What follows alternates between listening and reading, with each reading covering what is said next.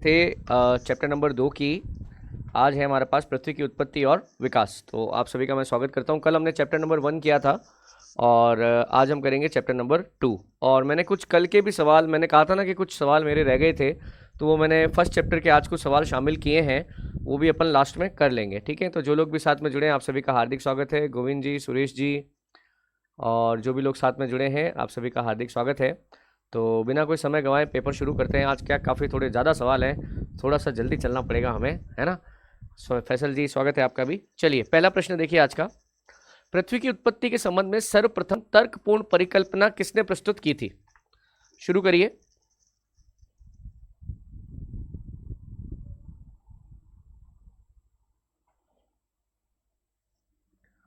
हाँ जी, आंसर देना शुरू कर सकते हैं आप। क्या कहेंगे?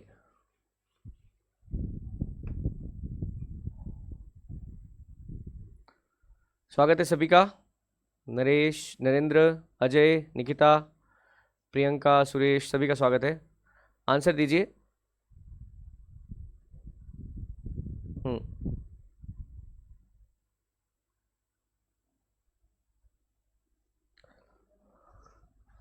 देखिए, इसका सही आंसर है कास्तेदी बफन। 1749 में कास्तेदी बफन ने सबसे पहले ये बात कही थी कि पृथ्वी का जो निर्माण हुआ है एक एवोल्यूशन के तहत हुआ है ना। वो कास्तेदी बफन था पहला। वायव्य राशि की परिकल्पना के प्रतिपादक कौन थे? हाँ जी,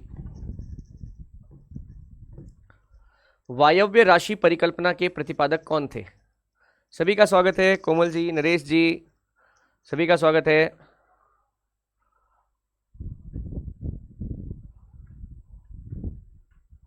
हाँ,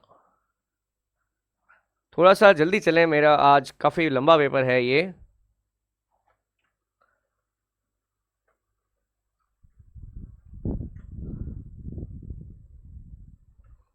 बिल्कुल सही आ रहा है। वायव्य राशि की परिकल्पना की थी इमैनुअल कांट ने।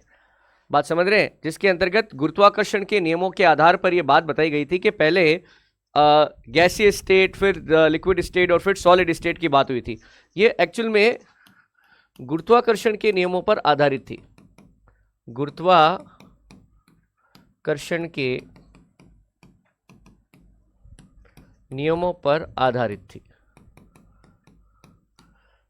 ठीक है, चलिए नेक्स्ट देखिए। लाप्लास द्वारा प्रतिपादित निहारिका परिकल्पना किस वर्ष प्रस्तुत की गई थी? लाप्लास द्वारा निहारिका कब प्रस्तुत की गई थी?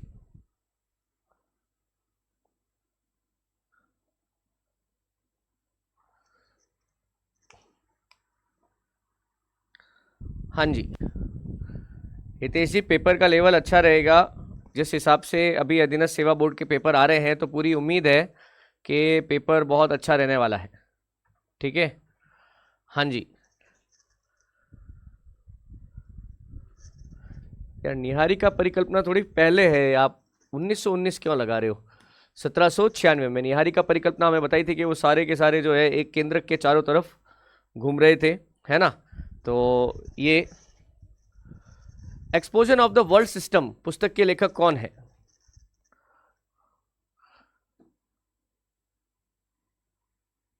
एक्सपोजन ऑफ द वर्ल्ड सिस्टम पुस्तक के लेखक कौन है? हम्म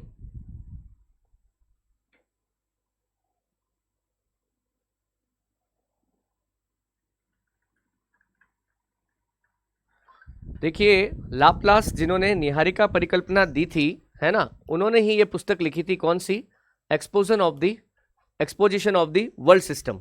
ये किताब किसकी है? ये लाप्लास की है। समझ रहे आप? ये किताब किसकी है? लाप्लास की है। इसको कहीं लिख लेना।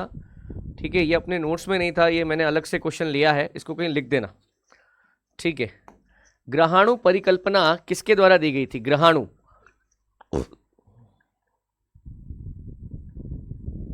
ग्रहाणु परिकल्पना। ग्रहाणु परिकल्पना में क्या था कि भाई पहले गैसेस नहीं थी, ठोस पिंड थे, ठोस कण थे। उन्हीं कणों के जुड़ने से ग्रहों का निर्माण हुआ है। ये किसने कहा था? ग्रहाणु परिकल्पना किसने दी थी? हम्म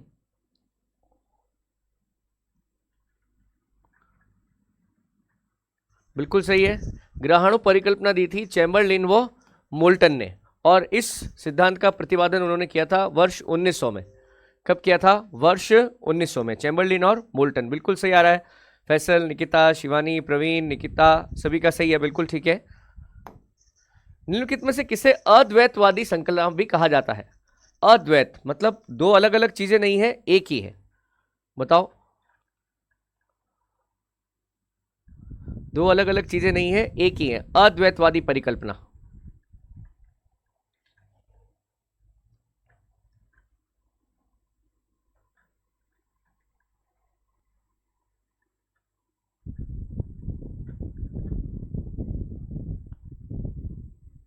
हम्म। हाँ ब्रजेश जी, राम राम। आप आगे बढ़िए। ब्रजेश जी आंसर देने शुरू करिए। हाँ बिल्कुल सही है, बिल्कुल।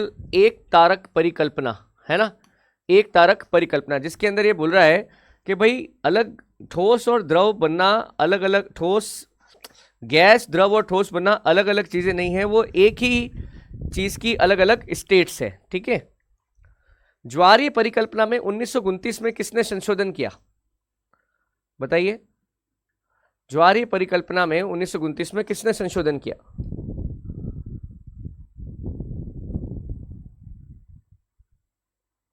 हम्म। देखिए, मैं बार बार आपसे कहता रहा हूं, आज फिर कहूंगा, इन सभी प्रश्नों को वन लाइनर के रूप में अपने अपने चैप्टर नोट्स में लिखना है किसी भी हालत में। क्या? अपने चैप्टर में सभी को लिखना है। ठीक है भैया, और मैं उम्मीद करता हूं कि आप लोग लिख रहे होंगे। ठीक है, वन लाइनर लिखना, वन लाइनर, ऑप्शंस की जरूरत नहीं है। देखिए, ज्वारीय परिकल्पना की जो स्थापना की थी वो जेम्स जीन्स ने की थी। प्रतिपादक इसका कौन था? जेम्स जीन्स था, है ना। परंतु 1929 में जेफरीज ने इसमें संशोधन किया। कब किया? 1929 में जेफरीज ने इसमें संशोधन किया, ज्वारीय परिकल्पना में। ठीक है, नेक्स्ट आओ।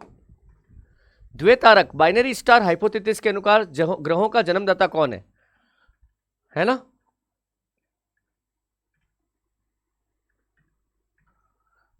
जल्दी बताइए।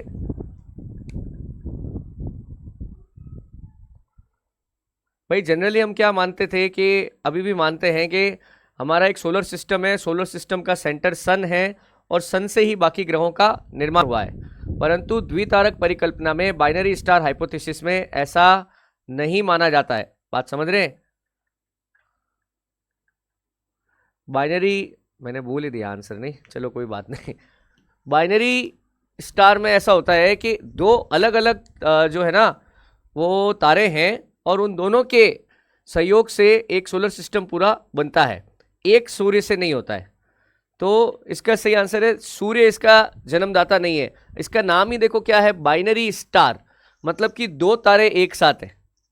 ठीक है। अंत तारक धूल परिकल्पना, इंटरस्टेलर डस्ट हाइपोथेसिस किसने दी थी? जिसके अनुसार ब्रह्मांड में सिर्फ पहले डस्ट थी, और उस डस्ट से फिर हमारे ये सारे चीजें जो भी हैं उनका निर्माण हुआ है। भाई ये मानते थे कि पहले डस्ट थी, गैस और धूल के कणों से मिलकर, उनके संघनन होने से, गैस और धूल के कणों के मिलने से क्या हुआ है, इनका निर्माण हुआ है, ग्रहों का वगैरह का।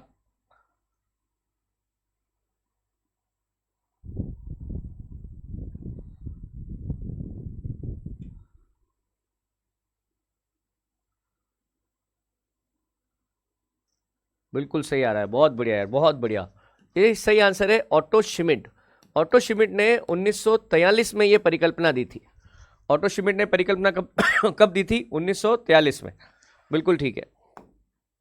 बिग बैंग का सिद्धांत, पूरा ब्रह्मांड एक सुपरनोवा विस्फोट से शुरू हुआ है, दैट इज बिग बैंग का सिद्धांत। सबसे पहले इसको किसने दिया था? बोलो। मैं इस पे बहुत जोर भी डाला था, मैंने जब ये चैप्टर मैंने पढ़ाया था, मैंने इस पे बहुत जोर डाला था कि देखो ये सही करना, इसमें यहां गलत लिखा हुआ है।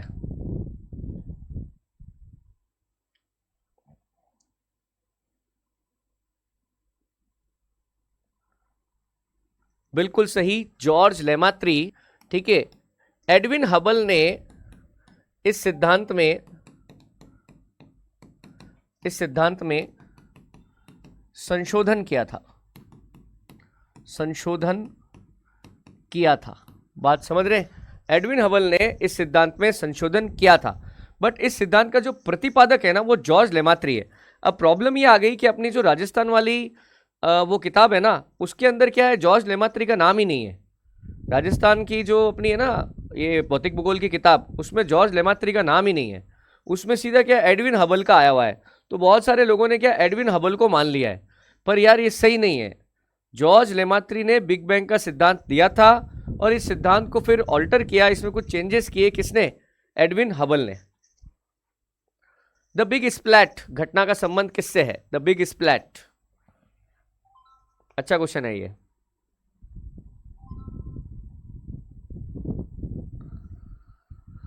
The big splat,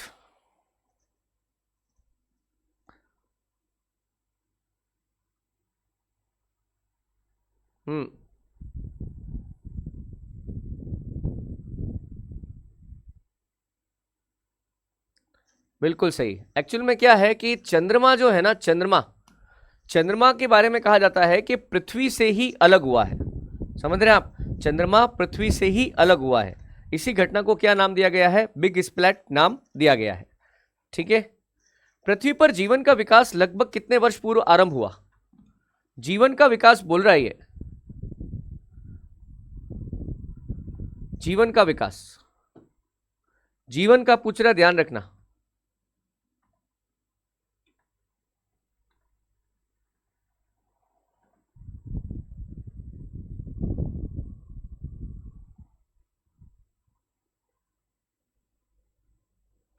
Manish, Sunil, Naresh, बिल्कुल सही आपका आंसर। पृथ्वी पर जीवन का विकास लगभग 380 करोड़ वर्ष पहले शुरू हो गया था। ठीक है, बिल्कुल ठीक है।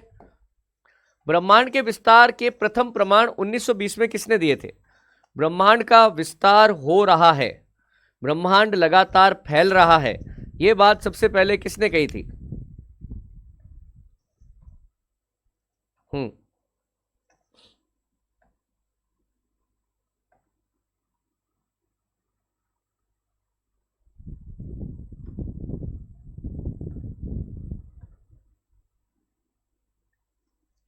देखिए, ब्रह्मांड का विस्तार हो रहा है, ये बात एडविन हबल ने कही थी। एडविन हबल उस बिग बैंग थ्योरी के सपोर्टर थे जिसके अंतर्गत के एक विस्फोट से, सुपरनोवा के विस्फोट से ब्रह्मांड की शुरुआत हुई है और ब्रह्मांड अभी भी फैल रहा है। एडविन हबल ने इसके बकायदा प्रमाण दे दिए थे। नवतारा या सुपरनोवा परिकल्पना का संबंध किस विषय से है?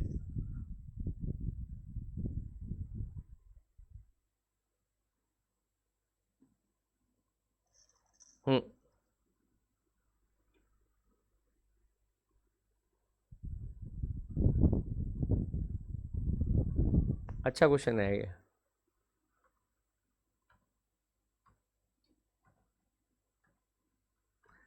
दीपिका जी, इसी समस्या से बचने के लिए देखिए, सारे, मैं कभी भी ऐसा नहीं कहता कि मैंने जो पढ़ा दिया वो फाइनल है।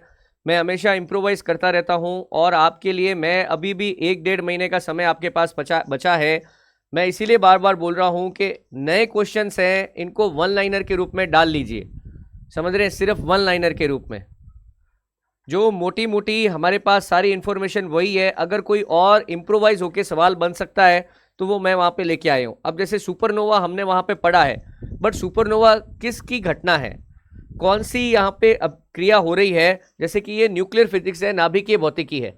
समझ रहे हैं आप? चंद्रशेखर लिमिट वगैरह बहुत सारी चीजें आती हैं यहाँ पे, जिसके अंतर्गत ये माना जाता है कि भाई इतनी तारे में कितनी ऊर्जा होती है, बट उसको जब संपीड़ित करते हैं तो वो एक माचिस की डिब्बी तक में ये ऊर्जा संपीड़ित हो जाती है और इसी के बाद ब्लैक होल का निर्माण होता है। बात समझ रहे हैं? पहले कहते हैं कि एक बहुत बड़ा तारा जब टूटता है ना, तारा जब अपनी अंतिम सांसें गिनता है, तब सबसे पहले वो तारा इतना संपीड़ित हो जाता है कि वो एक छोटी सी माचिस की डिब्बी में उसकी सारी एनर्जी स्टोर हो सकती है, इतना संपीड़ित हो जाता है और उसी के बाद एक ब्लैक होल का निर्माण होता है। तो ये एक न्यूक्लियर फिजिक्स की बात है, नाभिकीय भौतिकी की बात है। ठीक है, फ्रेडरिक लॉयल और लिटमिस ने यह सिद्धांत दिया था। ठीक है, वायुमंडल में ऑक्सीजन की मात्रा पूर्ण रूप से कब भर गई थी? हाँ,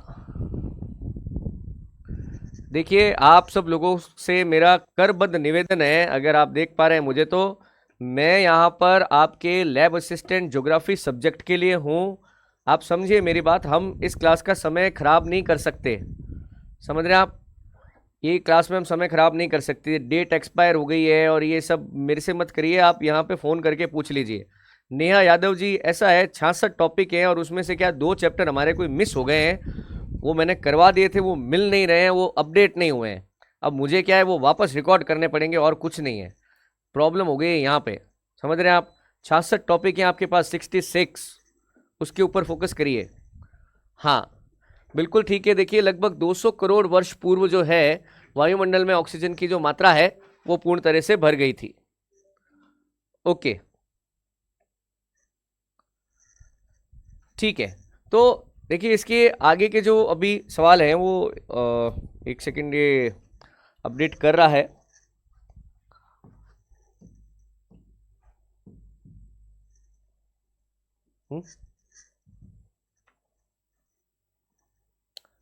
ओके,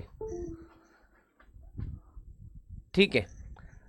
नहीं दीपिका जी, ऐसा नहीं है, आप देखिए क्वेश्चन मैं हमेशा आपके सामने ऐसे लेके आता हूँ जो डिफ़िकल्टी बहुत हार्ड, थोड़ी डिफ़िकल्टी कम, फिर मिड लेवल के क्वेश्चंस, है ना? तो उस टाइप के क्वेश्चन है, ऐसा कोई आप चिंता मत करिए। सुपरनोवा एक क्या होता है? ग्रहिका, ब्लैक होल, पुच्छल तारा या मृत पाय तारा? अभी मैंने एक्चुअल में तो ये क्वेश्चन का आंसर दे दिया। हाँ भैया सुनील कुमार, मैं सुबह 10 बजे क्लास में घुसता हूँ, मैं सीधा 5 बजे वहाँ से निकलता हूँ और उसके बाद मैं 6 बजे यहाँ पहुँचता हूँ। लगभग लगभग यहाँ से करीबन 20 किलोमीटर होगा।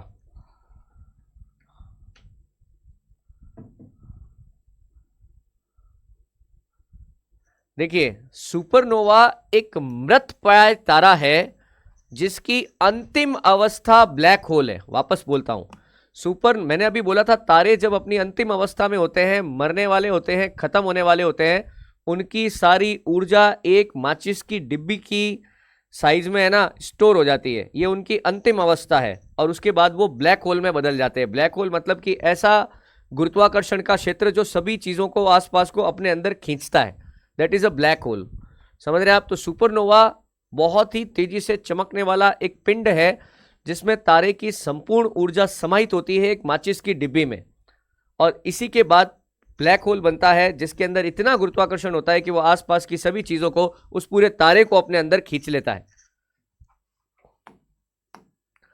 एक निश्चित आकृति में व्यवस्थित तारों का समूह क्या कहलाता है? तारे, इसका समूह क्या कहलाता है? हाँ गोविंद जी, अभी तो मैं ये वादा नहीं कर सकता आपसे, कोशिश मेरी पूरी है, आप चाहो तो मैं ट्रांसलेट कर सकता हूं, बट अभी ये बिल्कुल पॉसिबल नहीं है।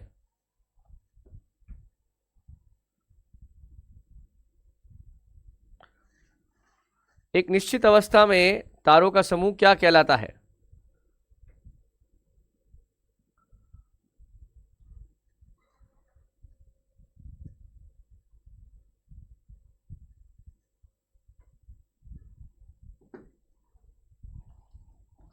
हाँ बोलिए।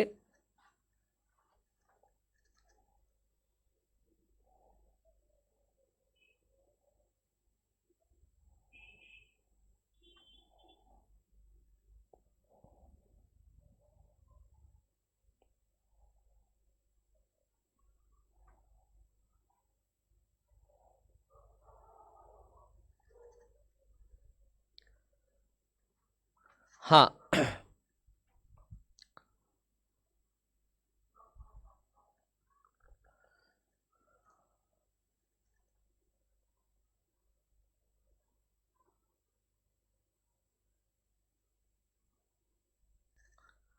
देखिए इसमें एक्चुअल में सही आंसर नक्षत्र है, या इसके लिए हमारे पास एक शब्द है तारामंडल।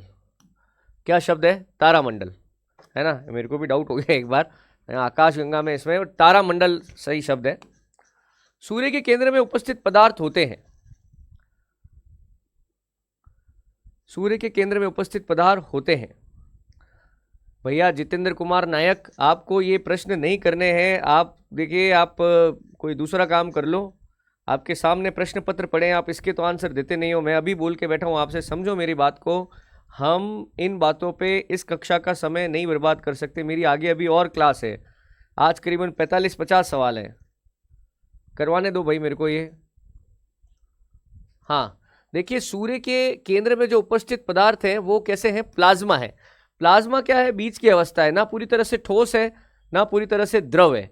उस बीच की अवस्था जेली होती है ना, जेली, दैट इज प्लाज्मा। ठीक है, सूर्य के अंदर का भी पदार्थ कैसा है? प्लाज्मा है। किसने सर्वप्रथम यह स्थापित किया कि सभी ग्रह सूर्य की परिक्रमा करते हैं? सभी ग्रह किसकी परिक्रमा करते हैं? सूर्य की परिक्रमा करते हैं। सबसे पहले किसने कहा था ये सभी ग्रह सूर्य की परिक्रमा करते हैं? बताइए।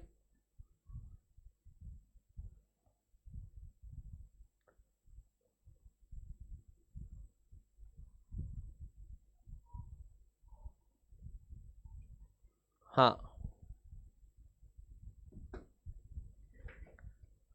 देखिए, इसका सही आंसर है कॉपरनिकस। सूर्य की सभी ग्रह सूर्य की परिक्रमा करते हैं, कौन? कॉपरनिकस ने कहा था। उसके बाद केपलर ने ग्रहों की गति के नियम दिए थे, है ना? ग्रहों की गति के नियम, ग्रहों की गति के नियम ये किसने दिए थे? केपलर ने दिए थे। समझ रहे हैं आप? इसका सही आंसर क्या होगा? ग्रहों की गति के नियम। नेक्स्ट देखिए, निम्न में से कौन सा सौर मंडल का भाग नहीं है?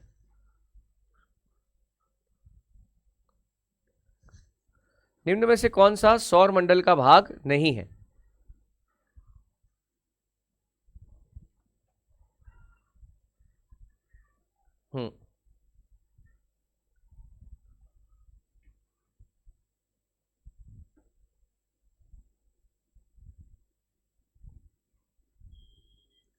बिल्कुल मनीष, बिल्कुल मनीष। कुणाल, कुणाल ने सही नहीं दिया है। नेहा बिल्कुल सही है।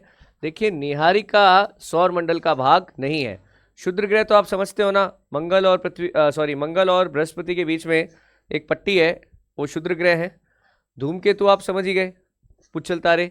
और ग्रह, ग्रह तो हमारे यहाँ है ही है। निहारिका हमारे यहाँ नहीं होती है। भूपर्पट्टी में बहुतायत में पाया जाने वाला रासायनिक तत्व कौन सा है? देखो, इसने रासायनिक तत्व पूछा है, तत्व। इसने यौगिक नहीं पूछा है, तत्व पूछा है, तत्व। तत्व पे ध्यान देना।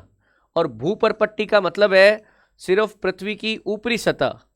ये अंदर का नहीं पूछ रहा है आपसे, सिर्फ ऊपर ऊपर पूछ रहा है, जहां हम रहते हैं। भूपर्पट्टी पर सबसे ज्यादा तत्व कौन सा पाया जाता है? रासायनिक तत्व कौन सा पाया जाता है? सोच समझ के देना। तत्व पे ध्यान देना, यौगिक नहीं है और भूपर्पट्टी के ऊपर ही है। मनीष, भावना,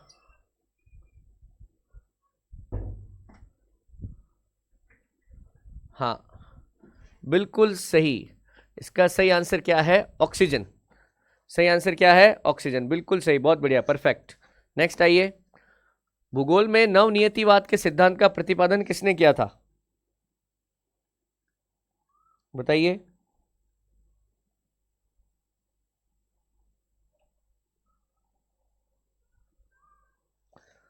देखिए, निहारिका, आप कोई पूछ रहा था, निहारिका ऐसा नहीं होता है। निहारिका सिर्फ गैसेस हैं। निहारिकाएं गैसेस हैं, वो तारे के बनने की बहुत शुरुआती अवस्था है, निहारिका वगैरह। ठीक है,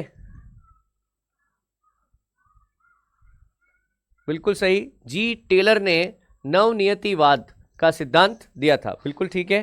नेक्स्ट देखिए, रुको और जाओ निश्चयवाद का सिद्धांत किसने दिया था?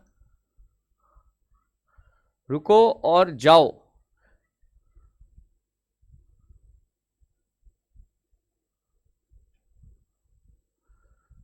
भाई आप इसमें कहते हैं कि भाई प्रकृति की जो लिमिट्स है ना, आप उसको देखिए। अगर आप उस लिमिट्स को पार कर सकते हैं, आप ऐसा कोई काम कर सकते हैं कि आप प्रकृति की लिमिट्स को कंट्रोल कर सके, तो जरूर करिए। पर जिन चीज़ों को आप कंट्रोल नहीं कर सकते, वहाँ रुक जाइए।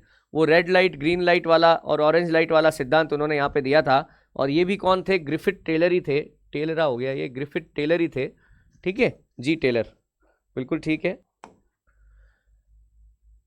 निम्न में से कौन सा एक ग्रीक भूगोल के विकास में योगदानकर्ताओं का सही क्रम है? मतलब पहले कौन आया, उसके बाद कौन आया?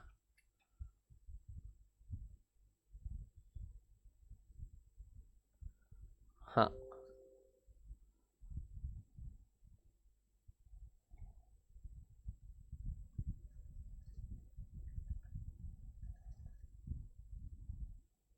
बताइए।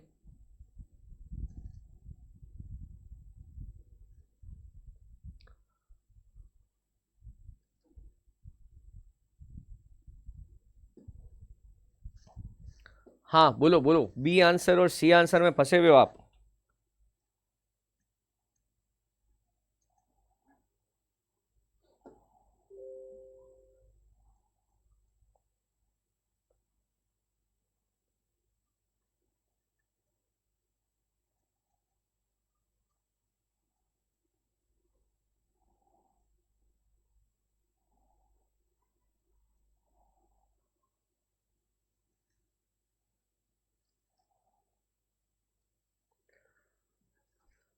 देखो, इसका सही आंसर है सी, एनेक्सिमीडर, हेरोडोटस, इरेस्थनीस और हिपार्कस। बिल्कुल सही है, सी ऑप्शन बिल्कुल सही है। भूगोल के मानववादी विचारधारा के प्रतिपादक कौन है? मानववादी भूगोल का प्रतिपादन किसने किया है? भूगोल की मानववादी विचारधारा का प्रतिपादक कौन है?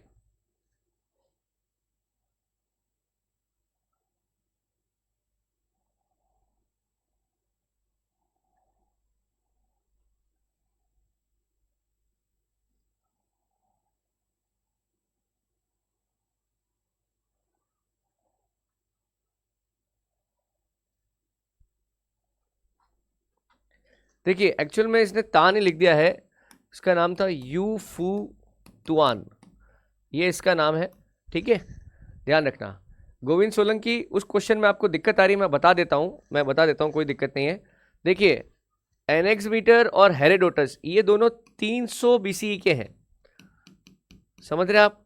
इरेस्थनीस जो है ये लगभग लगभग आप समझिए कि 194 बीसी का है।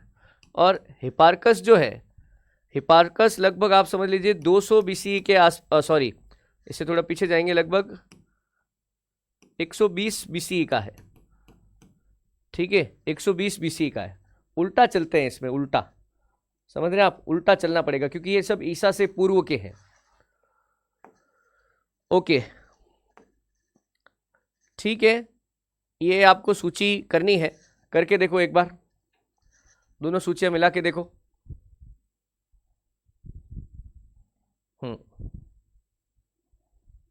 एटलीस्ट संभववाद, वैज्ञानिक निश्चयवाद और रुको और जाओ, ये वाला तो ठीक करो, आंसर आ जाएगा इसका।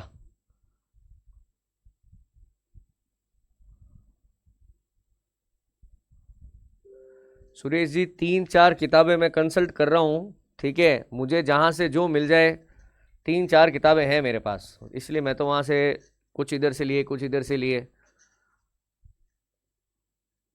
हाँ,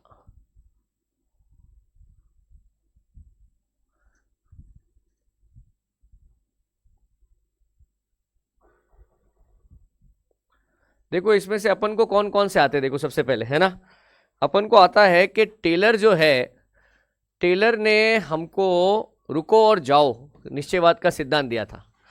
ठीक है, इसके बाद देखो रेडजेल है, रेडजेल ने हमको सामाजिक डार्विनवाद, उद्भव का विकास दिया था। स्पेक्ट ने जो है हमको संभववाद दिया था।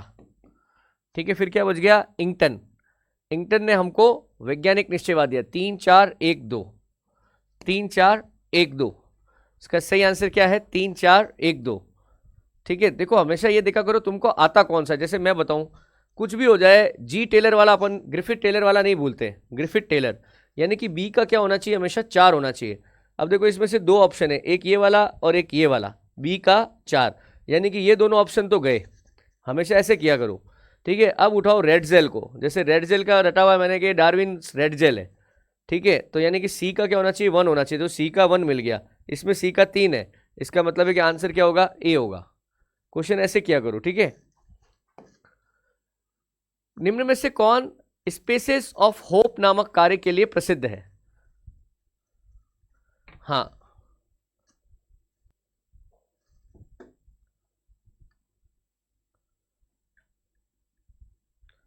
स्पेसेस ऑफ होप नाम से प्रसिद्ध है?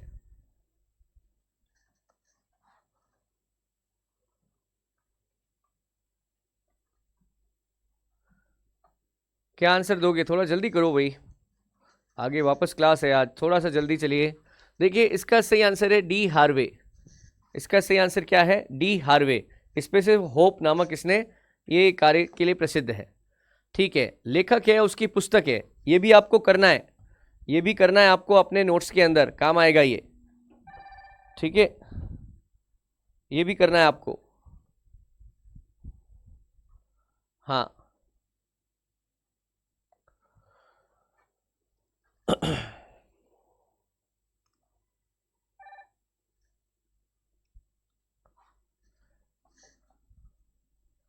जल्दी से करो, क्या आंसर आ रहा है देखो। हाँ कुणाल जी थोड़ा, नहीं वो रेड जेल वाला ठीक है, उसमें कुछ नहीं। रेड जेल से पहले है ना, वो जो दूसरे वाले वैज्ञानिक उन्होंने कर दिया था।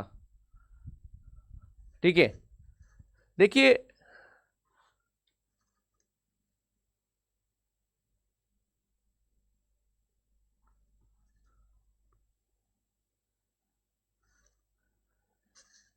रीटर की, होमर की ओडिसी, यानी कि होमर की ओडिसी डी का 2, होमर की ओडिसी 2 एक में ही आ रहा है, इसमें इसका बी आंसर होगा नहीं। देखो होमर बहुत प्रसिद्ध है, इसकी किताब ओडिसी।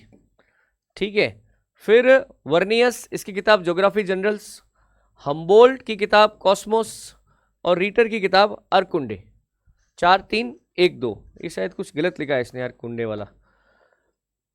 मानवतावादी, आमूलवादी और व्यवहारवादी विचारधाराओं के उदय की समयावधि है।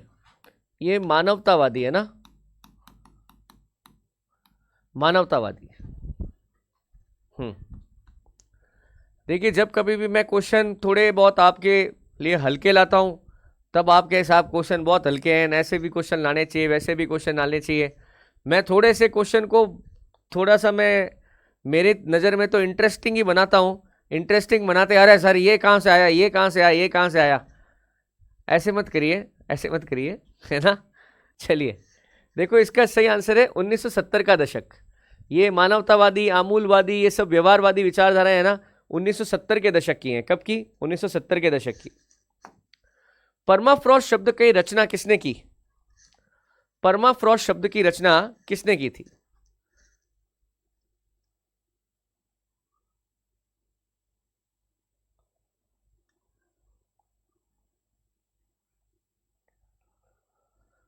हाँ, परमाफ्रॉस्ट, ये ऊपर जो आ जाती है ना बर्फ, बर्फ की लेयर जम जाती है ना, उसको परमाफ्रॉस्ट कहते हैं।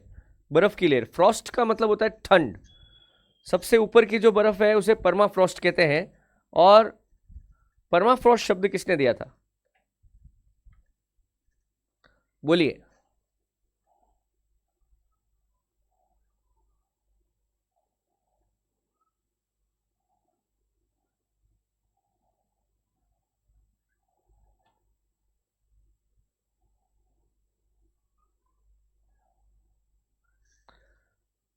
देखिए सबसे पहले हम्बोल्ट जो है उन्होंने परमाफ्रॉस्ट की परिभाषा दी थी, बट वास्तविकता में, वास्तविक शब्द मूलर ने दिया था।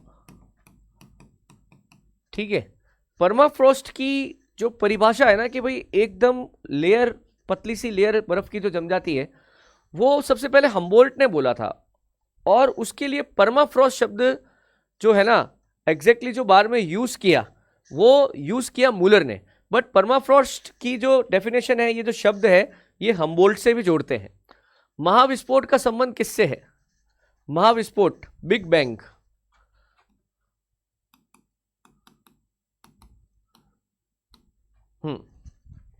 Big bang. अरे कोई बात नहीं सुरेश जी, सुरेश जी, सुनील जी, गोविंद जी, क्या हो गया? तो आप अगर कहो तो नहीं लाऊं, मैं बंद कर दूं? बताओ क्या किया जाए? हैं? ब्रह्मांड की उत्पत्ति से, अभी बात हो ही रही थी हमारी ब्रह्मांड की उत्पत्ति से। आकाशगंगा वर्गीकृत की गई है मिल्की वे। मिल्की वे कैसी है? मिल्की वे कैसी है?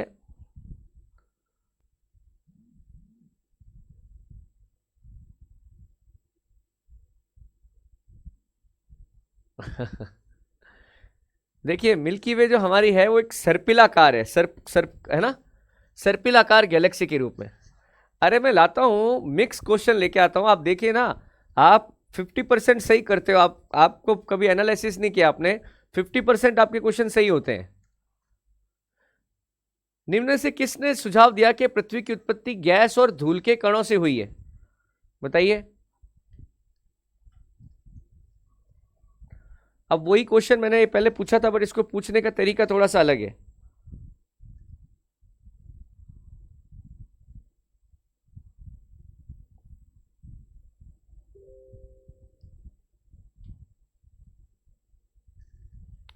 हाँ।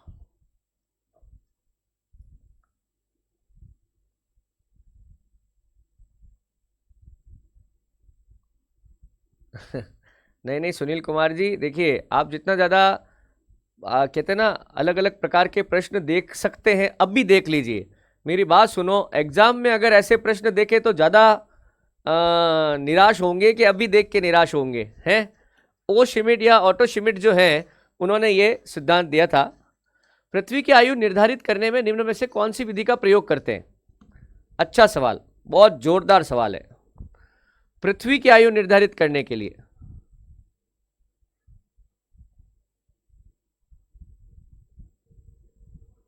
हाँ,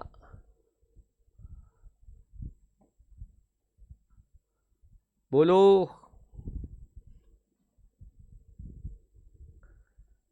नहीं मनीष जी, आपकी परफॉर्मेंस बहुत अच्छी है, आप चिंता मत करिए, आपकी परफॉर्मेंस अच्छी है, मैं देखता हूँ आपके सारे आंसर। एक मनीष हो गए, एक फैजल हो गए, एक ये सुरेश हो गए, गोविंद हो गए, नरेश, आपके क्वेश्चन आंसर सही आते हैं। एक वो और आते थे, वो क्या नाम है उनका, एस से नाम भूल गया, एक मिनट। देखो इसका सही आंसर है यूरेनियम डेटिंग। इसने स्पष्ट रूप से पूछा है पृथ्वी की आयु, इसने स्पष्ट रूप से पूछा है पृथ्वी की आयु। पृथ्वी की आयु यूरेनियम डेटिंग से होती है। यूरेनियम का अर्ध आयु काल आपको पता होगा, एक चीज होती है यूरेनियम का अर्ध आयु काल, है ना, उससे आती है ये, हाफ लाइफ से। महान हिमयुग का संबंध किससे है? महान हिमयुग एक बहुत बड़ा एक हिमयुग आया था। हाँ हाँ, एस के राठौड़, आजकल कभी 2-3 क्लास में तो वो अवेलेबल नहीं है, पता नहीं, एक एस और था यार, भूल गया मैं। हाँ, देखो मैंने आपको चैप्टर के अंदर जो मैंने करवाया है उसके अंदर पृथ्वी के निर्माण के वो जो चरण है ना वो भी बताए मैंने, इसलिए मुझे था कि इसमें से कुछ प्रश्न पूछूं मैं आपसे, ठीक है, इसलिए मुझे पूछना पड़ा आपसे, तो आपको ये बताना पड़ेगा।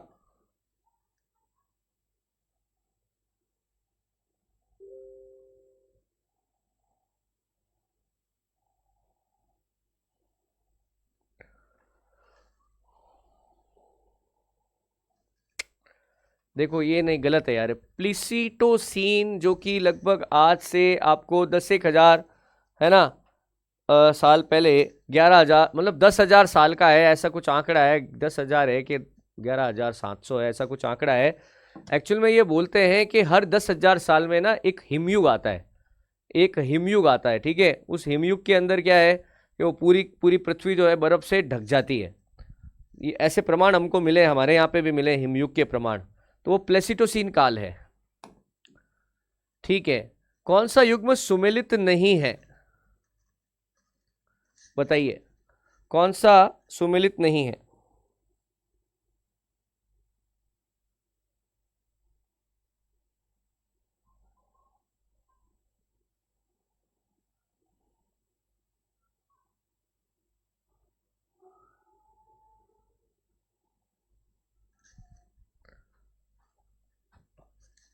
हम्म, हाँ फैसल, आपका बिल्कुल ठीक था,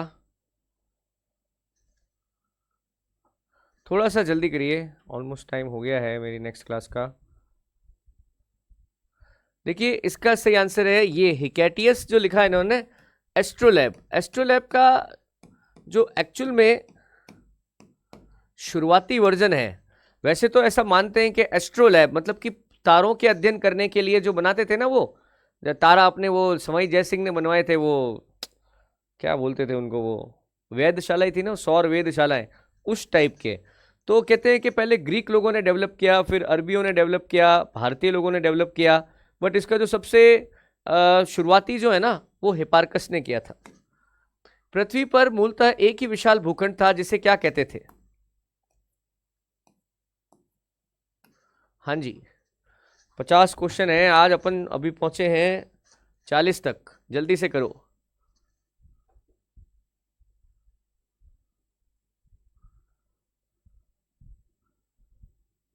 ओ भाई, चैप्टर नंबर 2 है पृथ्वी की उत्पत्ति का सिद्धांत, अक्षांश देशांतर, लाइव क्लास है मेरी अभी कितने बजे, 7 बजे। ये तो चैप्टर नंबर 2 है, यहाँ कहाँ अक्षांश देशांतर आ गए। देखिए, पृथ्वी पहले एक बड़े जो विशाल टुकड़ा जो जुड़ा हुआ था, है ना, वो था पेंजिया। क्या था? पेंजिया। ठीक है। पहला सरीसर, पहला कीट, कवच वाले जीव, पहला स्तनधारी, पहले क्या आया फिर क्या आया, जल्दी बताओ।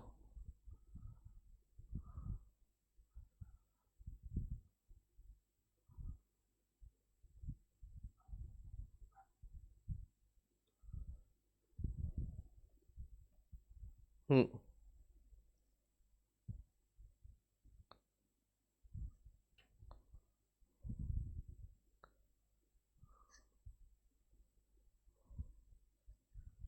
देखो, सबसे पहले कवच वाला जीव आया है, फिर कीट आया, 3 2, 3 2, 3 2 यहाँ है, ये रहा। उसके बाद सरीसृप आए, रेंगने वाले, और उसके बाद स्तनधारी आए, जमीन पे चलने वाले। ठीक है। पृथ्वी की आयु को कौन प्रदर्शित करता है, देखो तो, पृथ्वी की आयु बोलो, पृथ्वी की आयु को कौन प्रदर्शित करता है?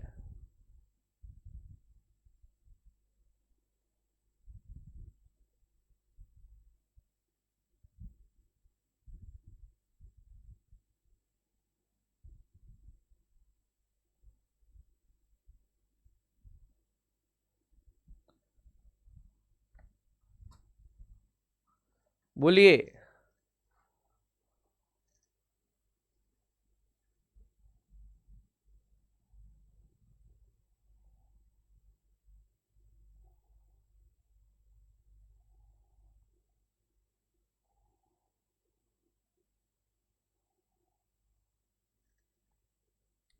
अरे 13.7 अरब है ना, वो था अपना ब्रह्मांड। पृथ्वी पूछी है 460 करोड़, ये ब्रह्मांड का था। 13.7 ब्रह्मांड वाला आंकड़ा था, ऊपर नीचे कर दिया आपने। निम्न में से कौन सी अवधि सबसे लंबी है? ये तो भाई आसान, देखो यार, जो वो टेबल है ना, बाकी सब छोड़ो, एटलीस्ट ये तो पता हो आपको, एटलीस्ट ये पता हो। मुझे लगता है ये सवाल आना चाहिए एग्जाम में, पर्सनली मुझे लगता है कि ये सवाल कहीं ना कहीं आना चाहिए।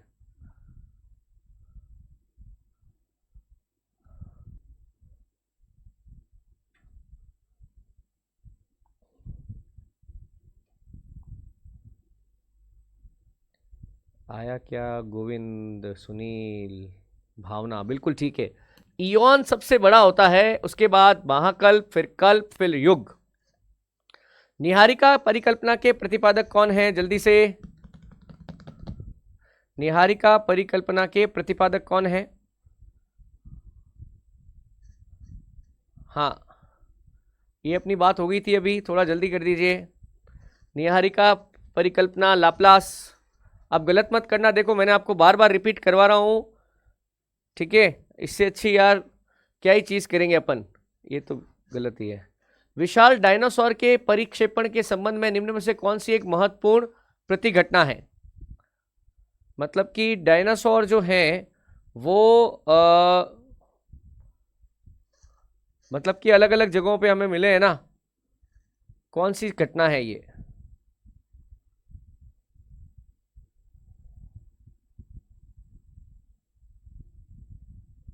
देखिए, महाद्वीपीय विस्थापन की जो घटना है वो हमें डायनासोर के परिक्षेपण के संबंध में बहुत, परिक्षेपण का मतलब होता है विस्थापन एक जगह से दूसरी जगह पर, वर्तमान स्थलाकृति का अधिकांश विस्तार किससे संबंधित है? वर्तमान जो आज को आपको स्थल अपनी जो भूमि दिखती है, जमीन है ना, हाँ लाप्लास ने संशोधन किया था, ठीक है, अब उसमें दूसरा वाला ऑप्शन ही नहीं था अपना, लाप्लास पे टिक करना पड़ेगा। हाँ, स्थलाकृति का अधिकांश विस्तार किससे संबंधित है, जल्दी बताइए। आज जो हमें हमारा मानचित्र दिखता है उसका संबंध किससे है? नवजीवन महाकल्प से, नवजीव महाकल्प से, सबसे न्यूटन है जो, ठीक है। हमारी पृथ्वी की जो उत्पत्ति है, पृथ्वी पहले कैसा दिखता है ना, तो उसके आधार पे आप देखिए पृथ्वी के जो साक्ष्य हमको मिले हैं वो कौन से साक्ष्य हैं, देखो आप।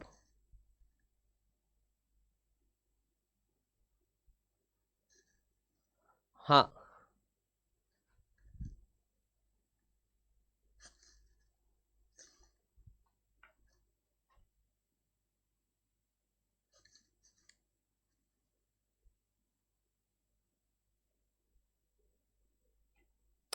देखो दक्षिण अमेरिका और अफ्रीका की तटरेखा एकदम जिक्सॉ फिट की तरह लगती है, ठीक है। जैविक साक्ष्य हमें ग्रीनलैंड में मिले लिस्टोसॉरस जीवाश्म, ठीक है। और जैविक नहीं, जीवाश्म, जीवाश्म है ना, ये रहा जीवाश्म। 3 जैविक साक्ष्य में ग्लोसोपिटेरस और भू सेतु हमें मिला मार्सुपियलस। 3 2 1 4, 3 2 1 4, ठीक है। तो दोस्तों ये हमारा आज का अंतिम सवाल है, ठीक है। और ऐसे क्वेश्चंस मैं आपके लिए और लाता रहूँगा। ये पीडीएफ हम आपको अवेलेबल करवाते हैं, आप इसको वन लाइनर के रूप में ज़रूर लिखेंगे। और अभी मेरी एक क्लास और है अगले 5 मिनट में, यूट्यूब पर है, अक्षांश और देशांतर की, वहाँ पे भी मैं एमसीक्यू करवाऊँगा। अगर आप चाहो तो वहाँ पे भी मेरी क्लास को अटेंड कर सकते हो, ठीक है। तो अभी के लिए इतना ही, मिलता हूँ मैं नेक्स्ट क्लास में। धन्यवाद।